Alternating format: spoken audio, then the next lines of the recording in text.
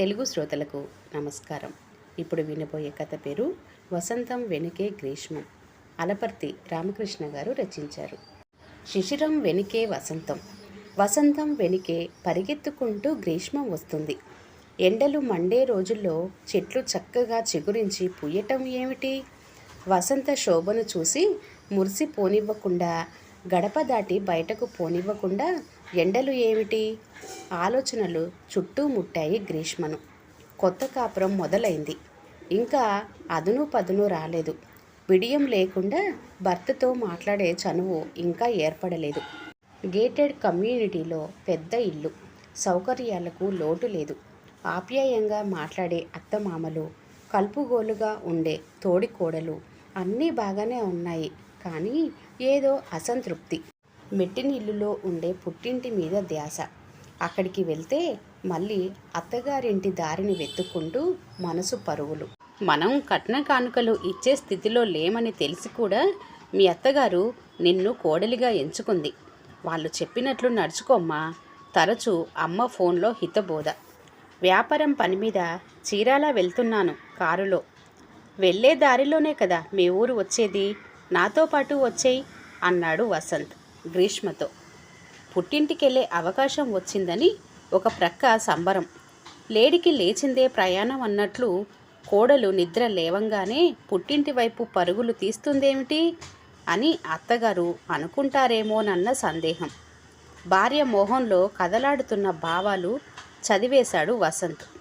దిగులుగా కనిపిస్తున్నావట. వారం రోజుల నుంచి సరిగ్గా భోజనం కూడా చెయ్యటం లేదట. పుట్టింటి మీద గాలి మళ్ళినట్టుంది అంది మా అమ్మ.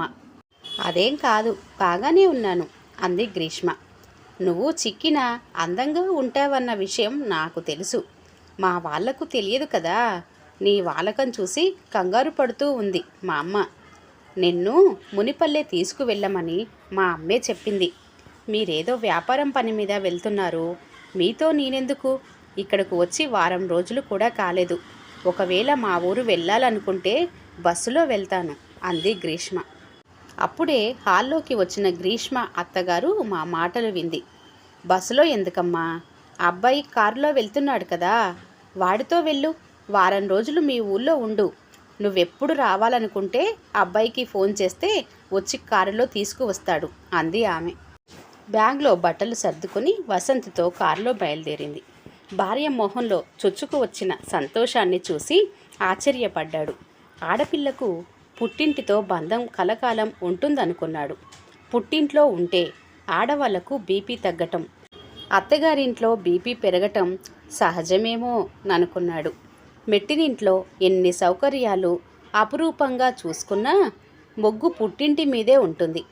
కారులో వసంతు ప్రక్కన కూర్చున్న గ్రీష్మకు అదృష్టం అంటే తనదే అనుకుంది. అత్తగారింట్లో కాలు కింద పెట్టనివ్వరు.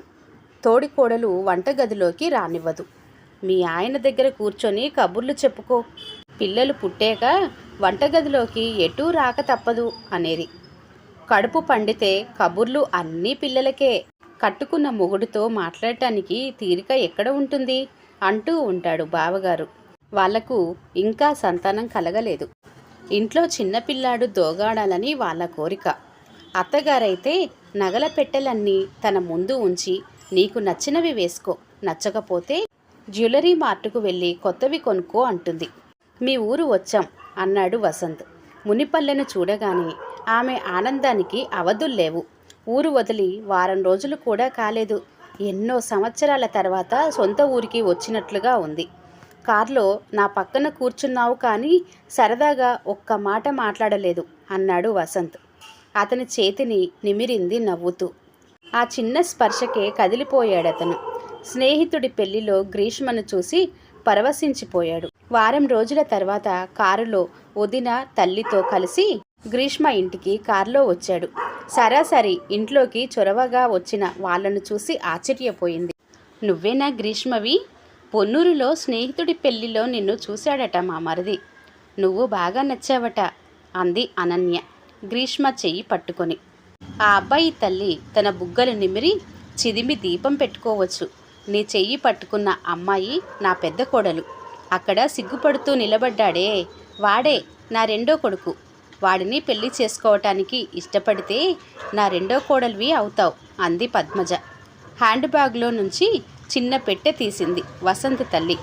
వెండి పట్టీలు ఇస్తూ, మా వాడిని ఇష్టపడితే కాళ్ళకు వేసుకో. మా అబ్బాయి నీకు నచ్చకపోతే మరొకరు నీ మనసులో ఉంటే వెండి పట్టీలు తిరిగి ఇచ్చేయి అంది పద్మజ. అపురూపంగా కనిపించాయి. వాటిని చేతితో నిమురుతూ ఉండిపోయింది కొన్ని క్షణాలు. ఆ అమ్మాయికి నేనంటే ఇష్టం లేదేమో, పట్టీలు కాళ్ళకు వేసుకోలేదు అన్నాడు వసంత్. ముక్కు మొహం తెలియని వాళ్ళు ఇచ్చిన కాలి పట్టీలు వేసుకుంటుందా వెంటనే? ఆ పిల్ల తల్లిదండ్రులు గ్రీన్ సిగ్నల్ ఇవ్వొద్దు, పట్టీలు మనకు వాపసు ఇచ్చేయలేదుగా అంది అనన్య. వంటగది వైపు పరిగెత్తింది. అమ్మ గారెలు వండుతూ ఉంది. వేడివేడిగా ఎప్పుడు తిందామా అన్న ఆతృతలో ఉన్నాడు పక్కనే కూర్చున్న తండ్రి. చుట్టాలు వచ్చారు, హాల్లోకి వచ్చి మాట్లాడండి అంది తను. మన ఇంటికి ఎవరు వస్తారే, అప్పులు ఇచ్చిన వాళ్ళే ఉంటారు. నాన్న ఇంట్లో లేడని చెప్పాల్సింది నువ్వు అన్నాడు నాన్న చిరాకు పడిపోతూ. వచ్చిన వాళ్ళు ఎంతమందో కనుక్కొని ప్లేట్లలో గారెలు సర్ది కూతురిని పట్టుకొని వెళ్ళమని చెప్పింది. విసుక్కుంటూ వచ్చాడు నాన్న హాల్లోకి. ట్రాన్స్పోర్టు బిజినెస్ వాళ్ళది. లారీలు, ప్రైవేటు బస్సులు ఉన్నాయి వాళ్ళకి. పడమట లంకలో పెద్ద భవనం ఉంది. కట్నం తీసుకోకుండా తనను కోడలిగా చేసుకుంటామని పద్మజ చెప్పగానే సంబరపడిపోయారు అమ్మా నాన్నలు. వాళ్ళు కూర్చున్న మంచం మీద సరైన దుప్పటి లేదు. కూర్చోవడానికి సరైన కుర్చీలు లేకే మంచం వాల్చింది. కోడిపుంజు మంచం మీదకు ఎగిరి రెట్ట వేసింది. తను అదిలిస్తున్నా మంచం దిగలేదు కోడిపుంజు. నవ్వుతున్నాడు వసంత్ తన అవస్థ చూసి. మళ్ళీ మళ్ళీ అతన్ని చూడాలని ఉన్న సిగ్గుతో తల పక్కకు తిప్పుకుంది. గారెల ప్లేట్లు అతని చేతికి అందిస్తుంటే తన కళ్ళల్లోకి సూటిగా చూశాడతను. కంగారు పడింది. ఆ కంగారులో అతని కాలు తొక్కింది. పర్వాలేదు అన్నాడతను తన చెయ్యి పట్టుకొని మృదువుగా నొక్కి వదిలేశాడు. గారెలు అతను ఎంతో ఇష్టంగా తినటం చూస్తూ ఉండిపోయింది.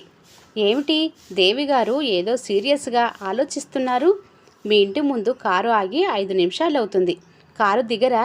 మళ్ళీ విజయవాడ వెళ్ళిపోదామా అన్నాడు వసంత్. ఆలోచనలు తెగిపోయాయి. కారు దిగి ఇంట్లోకి వెళ్ళిపోయింది. వెనక్కు తిరిగి చూస్తే తన బ్యాగు వసంత్ భుజాన తగిలించుకొని తన వెనుక వస్తున్నాడు. సారీ ఏదో ఆలోచనలో పడి నా బ్యాగు నేనే మర్చిపోయాను అంది అతని దగ్గర నుండి బ్యాగు అందుకొని. బ్యాగు నేనే తెచ్చేవాడిని ఇంట్లోకి. చిన్న బ్యాగు కూడా మోయలేనంత సుకుమారంగా తయారయ్యావా? నీ బ్యాగు మీ ఆయన చేత మోయిస్తున్నావా అని మీ అమ్మా నాన్నలు అంటారేమోనని నీకు ఇచ్చేశాను అన్నాడతను. ఇంట్లోకి అడుగుపెట్టి నలువైపులా చూసింది. అంతా కొత్తగా అనిపించింది. చిన్నప్పటి నుంచి తను పెరిగిన ఇల్లు వారం రోజులకే మారిపోయిందా? హాల్లో ఎవరూ లేరు. తన గదిలోకి వెళ్ళింది. అన్నయ్య ఆ గదిని ఆక్రమించుకున్నాడు. అన్నయ్య ప్యాంట్లు, షర్ట్స్ చిందరవందరగా గచ్చు మీద పడి ఉన్నాయి.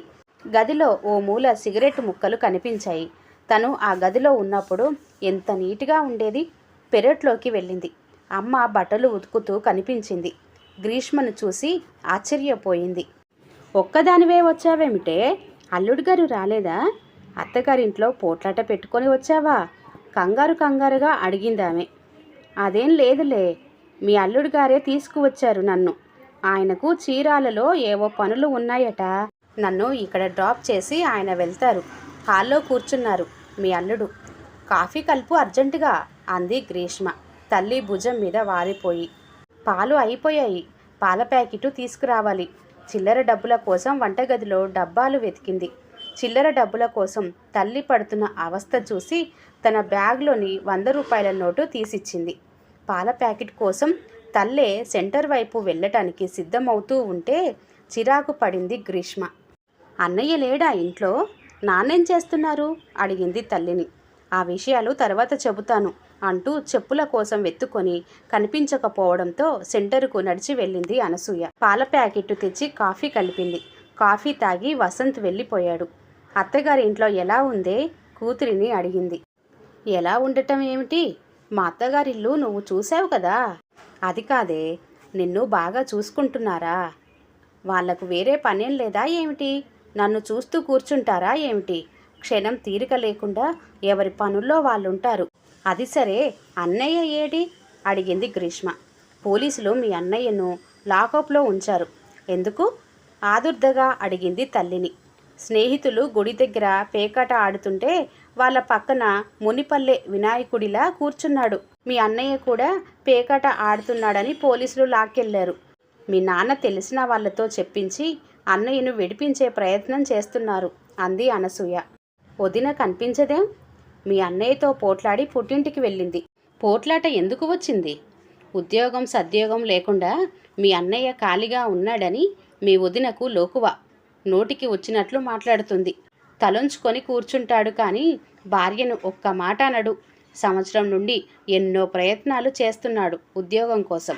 చెప్పులు అరిగేలా తిరుగుతూనే ఉన్నాడు. పాపం వాడు మాత్రం ఏం చేస్తాడు అంది ఆమె నిట్టూర్పు విడుస్తూ. సత్యం అన్నయ్య ఇంజనీరింగ్ చదివాడు. Gold medallist. ఉద్యోగానికి సరిపడా అర్హతలు సమర్థత ఉన్నా ఒక్కోసారి ఉద్యోగం దొరకదు. అన్నయ్యలో ఓర్పు సహనం ఉన్నాయి. ఏ విషయంలోనూ ఎవరిని నిందించడు. అందుకే అమ్మ అన్నయ్యను మునిపల్లె వినాయకుడని అంటూ ఉంటుంది. మునిపల్లె ఊరి మధ్య పొన్నూరు గుంటూరు రహదారిలో పెద్ద వినాయక విగ్రహం ఉంది. మాట పలుకు లేకుండా కూర్చునే వాళ్లను ఆ ప్రాంతంలో మునిపల్లె వినాయకుడని అంటూ ఉంటారు. అదే సమయంలో సుబ్బయ్య వచ్చాడు ఇంట్లోకి సరాసరి. కూర్చోండి అన్నయ్య గారు అంది అనసూయ. బావయ్య ఉన్నాడా ఇంట్లో అడిగాడు సుబ్బయ్య. లేడండి, ఏదో పని మీద బయటకు వెళ్ళారు సమాధానమిచ్చింది అనసూయ. ఎప్పుడు వచ్చినా ఇంట్లో లేడనే చెబుతూ ఉంటారు. ఇంట్లో కనిపించడు, ఊళ్ళో కనిపించడు. పట్నంలో ఉద్యోగం చేస్తున్నాడేమిటి? దమ్మిడికి పనికిరాడు. క్షణం తీరిక లేకుండా తిరుగుతూనే ఉంటాడు.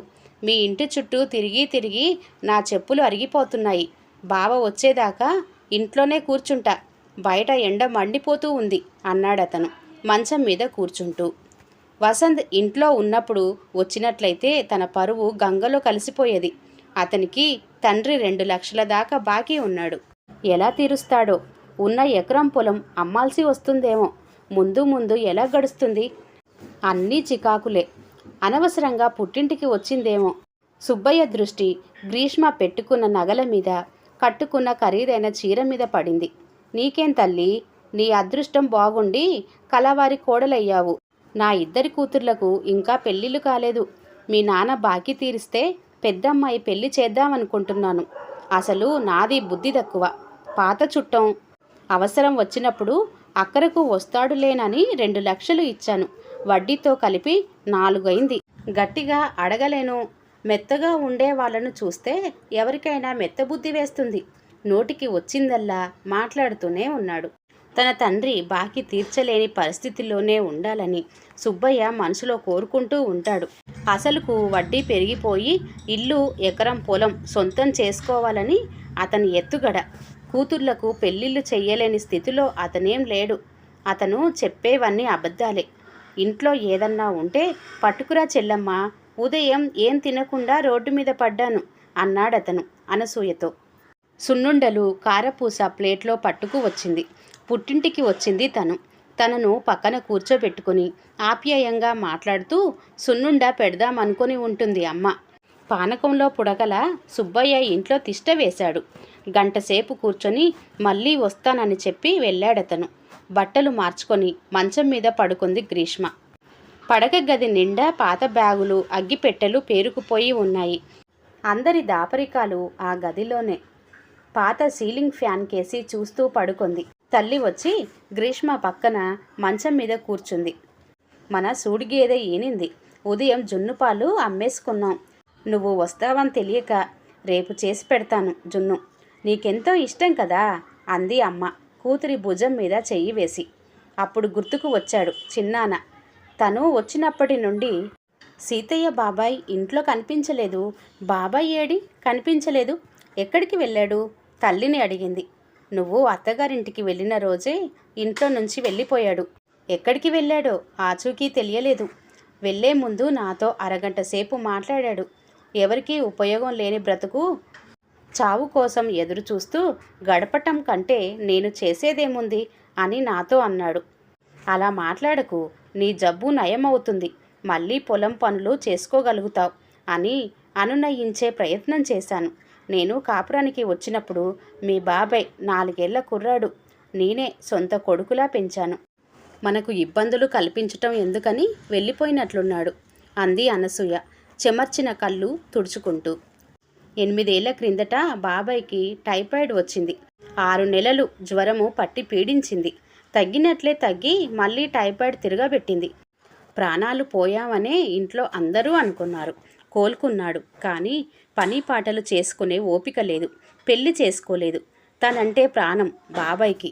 తను కాపురానికి వెళ్లే రోజు 2000 రూపాయలు తన చేతిలో ఉంచి, మళ్ళీ ఎప్పుడు కనిపిస్తావో తల్లి అన్నాడు తన తల నిమురుతూ. బాబాయ్ చేతివేలుకు ఆకుపచ్చ రాయితో మెరుస్తూ కనిపించే ఉంగరం కనిపించలేదు ఆ క్షణంలో. సీతయ్య బాబాయ్ని తలుచుకొని బాధపడింది గ్రీష్మ. మీ అత్తగారింటికి వెళ్ళాక మన సంగతులు వాళ్లకు చెప్పకు అంది అనసూయ కూతురితో. అమ్మ దగ్గర వారం రోజులు ఉందామనుకుంది. 5-6 గంటలు ఉండేసరికే మనసంతా గజిబిజిగా తయారైంది. బ్యాగులోని సెల్ ఫోన్ తీసుకుని వసంత్కు ఫోన్ చేసింది. రేపు ఉదయం మీరు విజయవాడ తిరిగి వెళ్ళేటప్పుడు నన్ను పికప్ చేసుకోండి, నేను మీతో పాటు వచ్చేస్తాను అంది గ్రీష్మ భర్తతో. మునిపల్లె నుండి వచ్చాక గ్రీష్మ ముభావంగా ఉండటం గమనించాడు. కారణం అడిగినా చెప్పలేదు వసంత్కు. 2 రోజులు అతను కనిపించలేదు. ఏ పని మీద బయటకు వెళ్ళినా తను అడగకపోయినా అతను చెప్పే వెళతాడు. మొదటిసారిగా కంగారు పడింది. అత్తగారిని అడిగింది ఆదుర్దాగా భర్త గురించి. గ్రీష్మ కంగారు చూసి ఆమె ముచ్చటపడి, వ్యాపారం పని మీద ఎక్కడికో వెళ్ళి ఉంటాడు, నాకు కూడా చెప్పలేదమ్మాయి, వాడే వస్తాడులే అంది ఆమె సన్నగా నవ్వుతూ. తన కొడుకును గురించి ఆలోచించే మరో వ్యక్తి ఇంట్లో ఉందని అనుకొని మురిసిపోయింది. వారం రోజుల తర్వాత గ్రీష్మకు ఫోన్ వచ్చింది తల్లి నుంచి. మీ అన్నయ్యను పోలీసులు వదిలేశారే తల్లి. విజయవాడలో మీ అన్నయ్యకు మంచి ఉద్యోగం వచ్చే ప్రయత్నం చేస్తానన్నారు అల్లుడుగారు. 3 రోజులు మన ఇంట్లోనే ఉన్నారు అల్లుడుగారు. నువ్వక్కడ, అల్లుడు ఇక్కడేమిటి? మీరిద్దరూ పోట్లాడుకున్నారా అనుకున్నాను మొదట్లో. ఆ తర్వాత మన ఇంటి వ్యవహారాలన్నీ తెలుసుకొని చక్కదిద్దే ప్రయత్నం చేశాడు. అంత మంచి అల్లుడు దొరకటం నా అదృష్టమే తల్లి. నిడుబ్రోలు రైల్వే స్టేషన్ ప్లాట్ఫారం మీద మీ బాబాయి తిరుగుతున్నాడని ఎవరో చెబితే మీ నాన్న అల్లుడుగారు వెళ్ళి తీసుకువచ్చారు. సుబ్బయ్యకు ఇవ్వాల్సిన బాకీ తీరిపోయింది. అల్లుడి దయ వల్ల సంతోషంతో ఉక్కిరి బిక్కిరి అవుతూ చెప్పుకుపోతూనే ఉంది అనసూయ. ఎదురుగా నిలబడ్డ వసంతును చూసి ఫోన్ ఆఫ్ చేసి అతన్ని అల్లుకుపోయింది గ్రీష్మ. మీరు ఎక్కడికి వెళ్ళినా నాకు చెప్పి వెళ్ళండి అంది గ్రీష్మ చెమర్చిన కళ్ళతో. వారిద్దరూ అనురాగ గోపురం కట్టుకోవడానికి పునాది పడింది పటిష్టంగా. ఎంత పెద్ద భవంతినైనా కట్టుకోవచ్చు నిరభ్యంతరంగా. ఆమె కన్రెప్పలను తన పెదవులతో సుతారంగా తాకాడు. పాలు తేనె కలిసిపోయి జారువారినట్లుగా ఉంది ఆ సంగమం. ఈ కథ ఇంతటితో సమాప్తం అండి. కథ కనుక నచ్చినట్లయితే లైక్ చేయండి, షేర్ చేయండి. అలాగే మరిన్ని మంచి వీడియోల కోసం ఛానల్ని సబ్స్క్రైబ్ చేసుకోండి. మరొక మంచి కథతో మళ్ళీ కలుద్దాం. అంతవరకు సెలవు. నమస్తే. ధన్యవాదములు.